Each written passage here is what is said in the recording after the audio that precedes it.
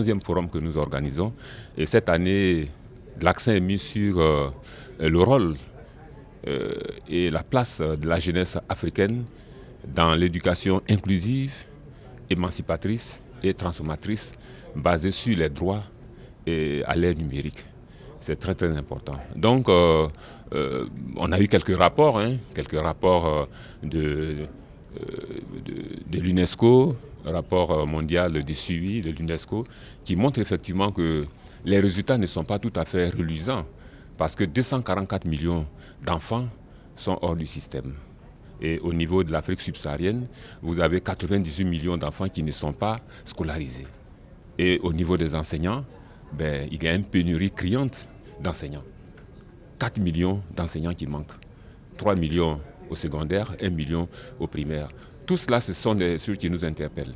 Et nous voulons nous retrouver ici. C'est un espace d'échange et de partage de nos coalitions nationales qui sont en mission dans nos différents pays pour suivre les politiques éducatives. Nous allons échanger sur ces questions que nous avons entendues. Vous avez vu tout à l'heure les différentes communications qui ont été faites par rapport à nos partenaires.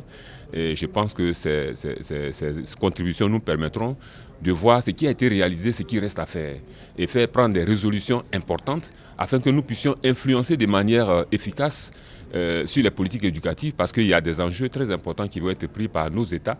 Il faut que ANCEFA soit présent pour être présent, mais il faut qu'on puisse partager ensemble ce que nous allons faire, ce que nous allons donner. Et c'est pour cela que nous sommes là et je crois que c'est très important. L'inclusion dans l'éducation est très importante parce que nous devons partir du principe que l'éducation est un droit fondamental. C'est un droit, donc tous les enfants, tous les adultes ont droit à l'éducation, quel que soit leur état, qu'ils soient handicapés ou pas. Mais nous constatons que dans nos pays, les exclus sont souvent des enfants handicapés. Pour plusieurs raisons. Quelquefois, c'est les parents qui ne veulent pas inscrire leurs enfants à l'école.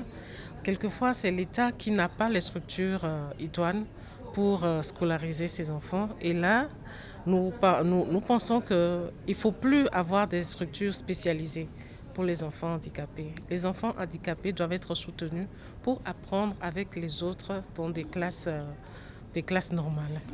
Vous avez parlé des déscolarisés, prématurés. Un engagement était que nos enfants puissent faire un minimum de 10 ans dans le système éducatif. Il y a beaucoup d'enfants qui quittent sans terminer le cycle fondamental, donc sans avoir un minimum de compétences. Mais il faut d'abord penser à ceux qui n'ont jamais accédé à l'école. Cela aussi pour nous est un défi important. Nous ne pouvons pas concevoir qu'en 2022, qu'il y ait des enfants africains qui ne sachent lire, écrire, compter dans aucune langue. Donc, qui n'ont pas les outils, le minimum d'outils leur permettant de pouvoir se prendre en charge. Cela pour nous, c'est une exigence parce que nos pays se sont engagés à aller dans ce sens-là. L'autre élément pour nous qui est important, c'est accepter aujourd'hui de changer de paradigme. Nous devons changer de méthode, changer de stratégie, transformer l'éducation. Parce que le monde est en train de faire face à des crises multiformes. On est souvent sur les crises sanitaires. Mais à côté de ces crises sanitaires, nous avons des crises climatiques. Vous avez vu ce qui se passe au Sénégal. Des pluies qu'on connaît jusqu'à cette période, ce n'était pas habituel. Nos réseaux n'étant pas préparés à fonctionner pendant la pluie, vous voyez donc les impacts que cela va avoir. Crise humanitaire, crise sécuritaire, donc crise d'apprentissage. Il y a des crises multiformes. Et aujourd'hui, si nous devons aborder, ou en tout cas avoir les mêmes approches, avoir des stratégies classiques, nous ne pouvons pas trouver les réponses qu'il faut. Nous allons interpeller nos États. Et vous savez qu'on a parlé de l'éducation émancipatrice, c'est très très important. Aujourd'hui, depuis l'indépendance, nous continuons de suivre les pays occidentaux par rapport à nos programmes éducatifs, par rapport à nos approches pédagogiques. On doit concevoir des programmes éducatifs de nos pays, nous-mêmes en tenant compte de nos réalités. Et c'est de cela qu'il s'agit. Et surtout mettre l'accent aussi sur le financement de l'éducation. Parce que vous ne pouvez pas réaliser une éducation de qualité si vous ne mettez pas les moyens. Est-ce que l'école aujourd'hui, c'est une priorité pour nos États?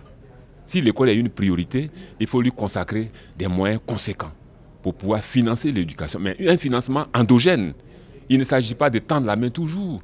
Parce que si vous faites appel à l'extérieur pour financer votre éducation, c'est l'extérieur qui va guider, qui va vous dicter ce que vous devez faire.